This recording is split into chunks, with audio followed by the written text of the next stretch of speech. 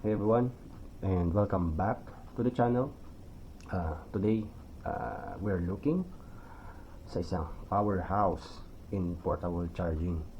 Tinatawag itong Orashare OL100A Pro na may capacity na 100,000 milliamp hour.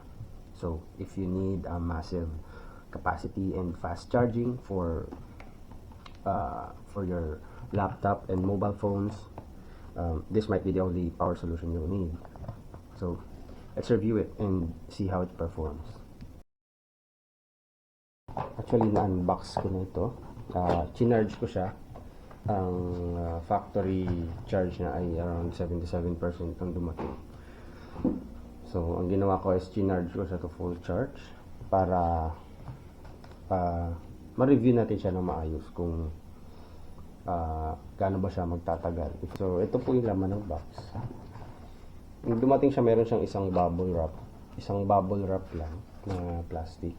And sa loob mukhang secure naman siya. Meron siyang styro, dalawa, and yung power bank naka plastic wrap, at isa pang styro sa loob. So ito po yung specs. You can pause it. Meron siyang 6 na USB Type-C. Yung isa kulay orange. Siguro ito yung fast charging na test natin yan. Meron din siyang dalawang Type-C. Both input and output. Ito yung kanyang power button. LED lights. Yung handle niya mukhang matibay naman. Kaya naman. Yung build, solid yung build. Hindi siya cheap. Meron din siyang rubber dito para hindi siya nagsaslide, makapit siya. So ito pa yung laman sa box. So the unit and just cable. Tinest ko tong cable nito, hindi, parang ano lang siya, up to 22 watts itong cable na to. Hanggang 22 watts lang yung kaya niyang output. So, pag pinindot mo yung power ng matagal, i-LED will turn on. Maliwanag siya, pero hindi naman siya ganun nakakasilaw kasi meron siyang parang diffuser dito. Maliwanag siya. So, to turn it off, just press and hold. Mag-off na siya. Ayun. Chinarge siya as well. Kaabot siya ng 100% sa ngayon. So, testingin natin yung mga outputs niya. I-charge ko itong phone na to. May iPhone X, iPhone 10. Subukan natin. Makikita natin yung magiging power output gamit itong charger na binili ko sa Orange app. Tingnan natin. It charged. And ito yung power output. Ayan. I'm not sure kung nakikita ninyo sa camera. Ayan. Naglalabas siya ng 9.1 volts and 1.9 amperes sa ngayon. 9.1 volts, 1.9 amperes. Hindi na siya nagbabago, so try natin siya i-compute. 9.1 times 1.9. Ayan. Bali, naglalabas siya ng 17.29 watts para sa ating iPhone X. At try natin kung magiging same yung reading sa kabila. So, ugutin natin. Connect natin.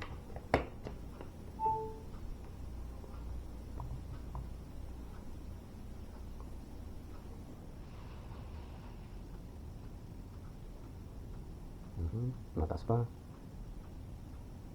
So, yeah. Basically, the same lang. 9.1 and 1.9.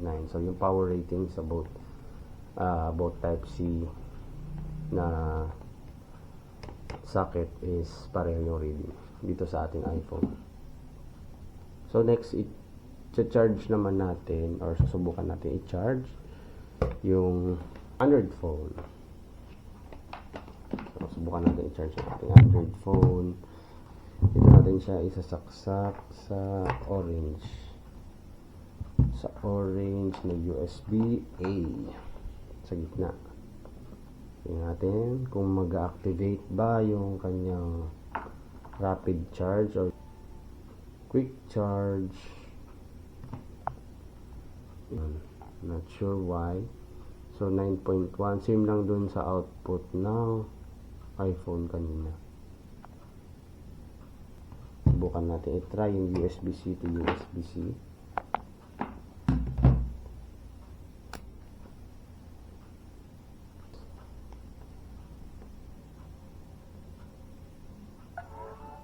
Uy, nag-turbo charge siya. Nag-turbo charge siya dito sa USB-C to USB-C. So, ang output niya is 9.1 volts, 9.2, and still going up. Hindi pa rin siya nag-stable sa ngayon. Siguro dahil sa 80% lang, 80% yung charge niya, kaya hindi din siya naglalabas ng ganun kalakas na power delivery. Sabihin natin na 9.6 to 1. 9.6 and 1.6, sabihin natin ganun na lang. 9.6 times 1.6, 1.6, 15 watts ang nilalabas niya para dito sa ating 80% na, pero bilis niya, 84% na siya from 80, may 84% na siya dun sa ganun kaikling oras na yung charge. Nadagdagan agad siya ng 4%. Anyway, ngayon ang titest natin siya sa laptop. So, subukan natin.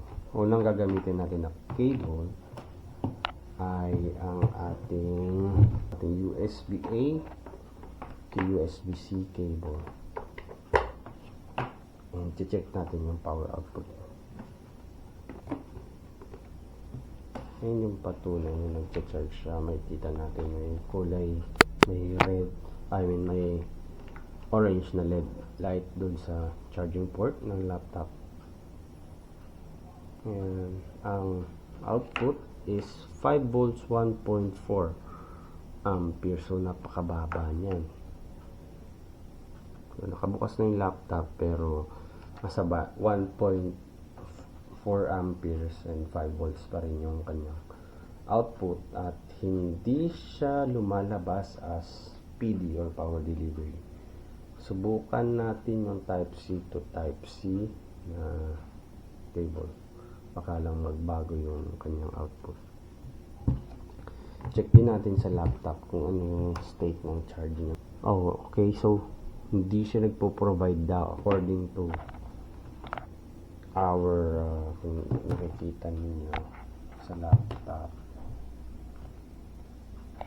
Hindi daw nagpo-provide ng enough power yung ating adapter. So, it's probably because of the adapter. Subukan natin yung Type C to Type C. Plug it in. Saksak ko na. Type C to Type C.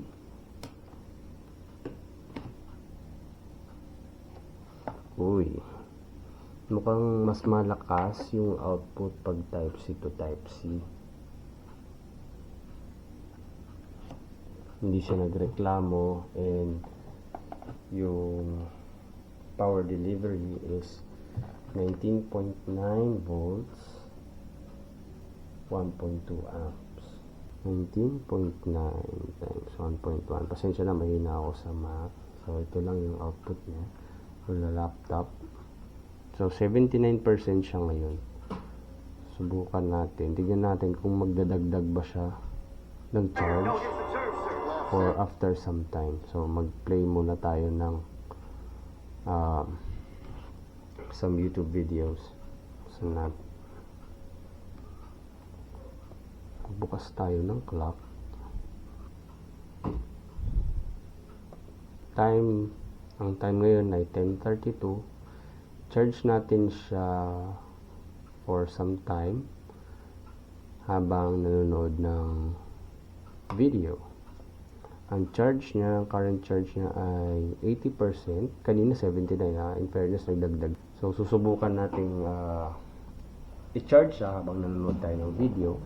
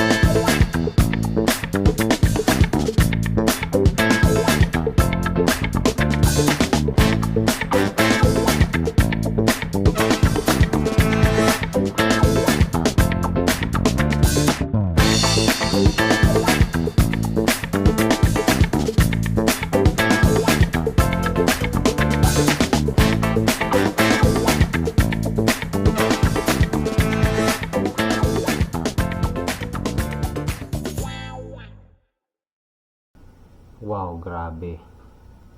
Kaya niya nga mag-charge ng laptop, guys.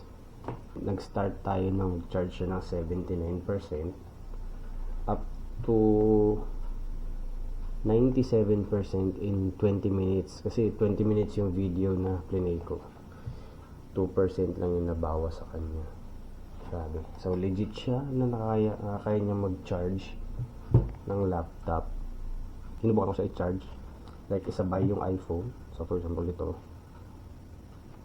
napansin ko na hindi niya kaya pagsabayin or nagkakaroon siya ng problema pag dalawa yung or pagka sinaksakan mo siya ng dalawang Type-C. So sinaksakan ko siya ng dalawang Type-C, bumaba yung output niya.